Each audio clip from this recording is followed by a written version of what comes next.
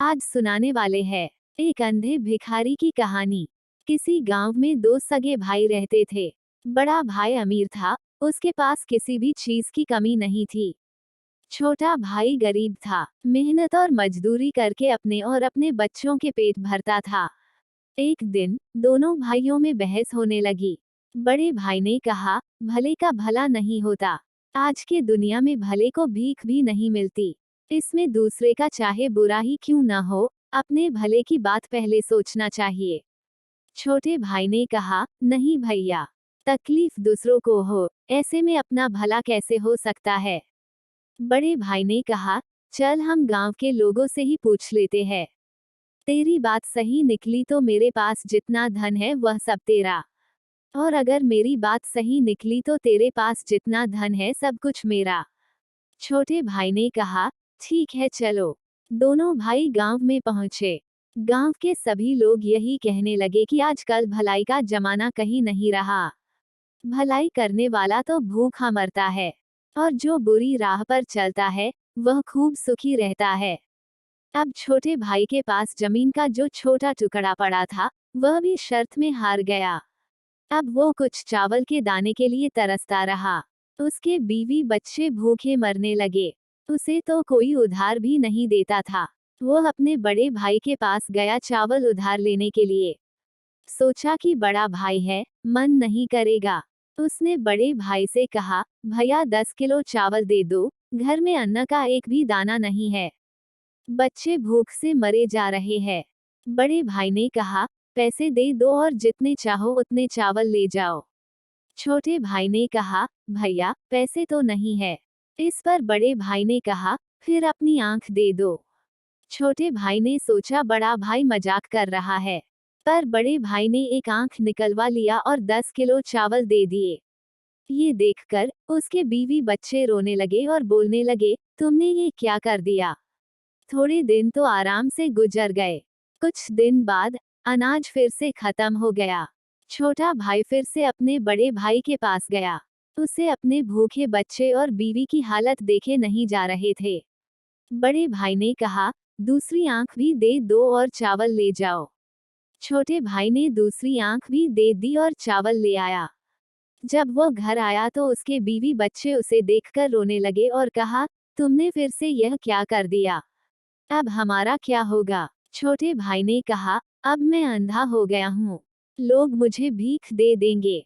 तुम बस मुझे सड़क के किनारे बैठा देना। दूसरे दिन से उसकी पत्नी उसे रोज रास्ते पर बैठा आती थी, जिससे उसका रोज का काम चलने लगा। एक दिन उसे बैठे बैठे बहुत देर हो गई। उसकी पत्नी उसे लेने के लिए नहीं आई। उसने बहुत देर तक अपनी पत्नी का इंतजार किया। बहुत रात हो रही थी, इसलिए वह खुद अपने घर की तरफ चलने लगा, पर न दिखने के कारण वह रास्ता भटक गया। उसने सोचा, यही रात बिता लेता हूँ, कहीं आगे चलकर रास्ता न भटक जाऊं। फिर वह एक पेड़ के नीचे बैठ गया।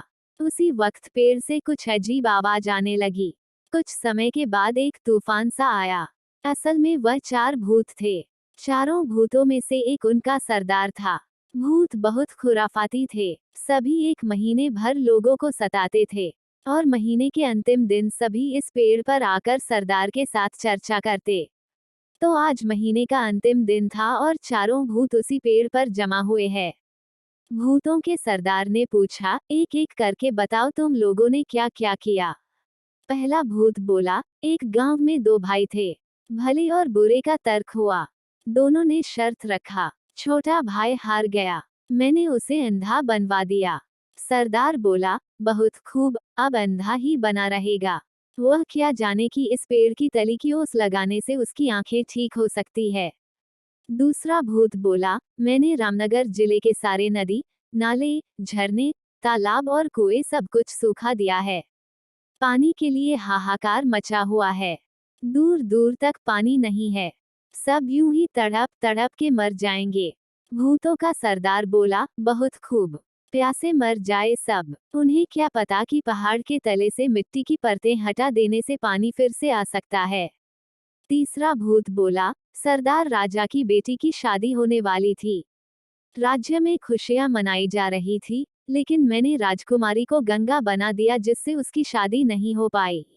सरदार ने कहा, वाह, बहुत खूब। अब वो गूंगी ही रहेगी। किसी को क्या पता कि इस पेड़ की झूमती जटा को पीसकर पिला देने से वो बोलने लगेगी। फिर सरदार ने कहा, ठीक है, अब जाओ तुम सब, 1 महीने बाद फिर से इसी जगह पर मिलेंगे। फिर से एक तूफान सा आया और चारों भूत वहां से गायब हो गए। तब तक सवेरा हो गया था। पेड़ के नीचे आराम करता हुआ वह अंधा चारों भूतों की बात सुन लेता है। अंधे भाई ने पहले वही ओस की बूंदें आंखों पर लगाई। उसकी आंखें लौट आई। उसने जल्दी से पेड़ की जटा ली और घर लौटा। उसकी आंखें वापस आ जाने से उसके बीवी बच्चे सभी खुश हो गए। उसने सारा किस्सा अपनी पत्नी को समझाया और घर से निकल गया। घर से निकलकर वह सीधे रामनगर पहुंचा। वहां की हालत देखकर उसे रोना आ गया। वहां की जमीन सूखकर फट रही थी। कहीं पर भी एक बूंद पानी नहीं था। उसने पहाड़ के नीचे से मिट्टी की परतें निकली कि तभी कुएं, तालाब और झील में पानी भर गया। वहां के राजा ने उसे इस समस्या का समाधान करने के लिए बहुत धन दे दिया। फिर राजा के महल में जाकर पहुंचा। वहां पहुंचकर राजा से कहने लगा, महाराज, मैंने सुना है कि आपकी राजकुमारी गूंगी हो गई है। मैं उसे ठीक कर सकता हूँ। छोटे भाई ने तुरंत पेड़ की जटा को पीसकर राजकुमारी को पिला दिया और राजकुमारी बोलने लगी। राजा बहुत खुश हुआ। राजा ने सोने के सिक्कों से उसकी झोली भर दी। रहने के लिए एक महल दिया और अपने परिवार के साथ यहाँ आकर रहने को बोला। छोटा भाई बहुत सा धन लेकर अपने घर आया। उसके परिवार में खुशी छा गई। बड़े भाई ने देखा, छोटे भाई की आंखें वापस आ गई है और उसके पास इतना धन भी है। बड़े भाई को अब छोटे भाई से जलन होने लगी। उसने छोटे भाई से माफी मांगी और उसके दौलत का राज जानना चाहा। छोटे भाई को दया आ गई और उसने अपनी राज बड़े भाई को बता दिया। बड़ा भाई भी उसी जंगल के पेड़ के पास गया। अचानक फिर से वह तूफान आया। भूतों की आवाज आने लगी। भूत कहने लगे, जो किया कराया था सब पर पानी फिर गया। जरूर किसी ने हमारी बातें सुन ली होगी। भूतों ने अचानक बड़े भाई को पेड़ के नीचे बैठा हुआ देखा। भूतों ने झट से बड़े भाई का गला काट दिया और बड़ा भाई वहीं मर गया।